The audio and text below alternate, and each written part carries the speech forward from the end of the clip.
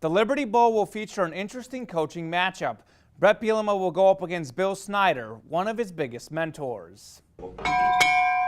We all start somewhere, and Bret Bielema's break came in 2002 when Bill Snyder named him co-defensive coordinator at Kansas State. Bielema learned a lot from Coach Snyder in his 2 years at K-State. He's cool, man. He's a guy that for 2 years trained me. I was a long ways away from home, so he gave me a lot of advice and things other than football, so it was pretty cool. And it was at Kansas State where Bielema grew. I needed to get out of my comfort zone, and they kind of said to me, no matter what you heard or what you do, if you're at Kansas State for 6 days or 6 weeks or 6 years, you're going to be a better coach in the end. And they were exactly right. I mean, I was 6 weeks into it. I'd learned so much. Coach Snyder remembers a different but promising young assistant. About 200 pounds lighter. Bret was,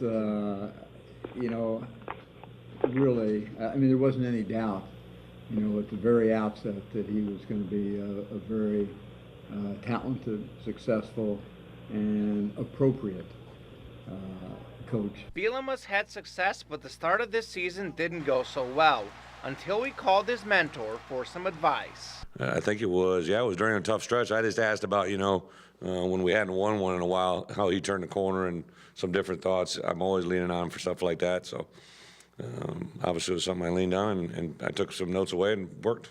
As for the Liberty Bowl head-to-head matchup, here's what the two had to say. I was scared personally, just because I've seen it firsthand how he prepares for a bowl game and what he'll do, but also a really cool feeling to be able to share a week with him. I mean, there's just an emotion that goes along with it that you'd rather be competing against somebody other than somebody that's part of your family.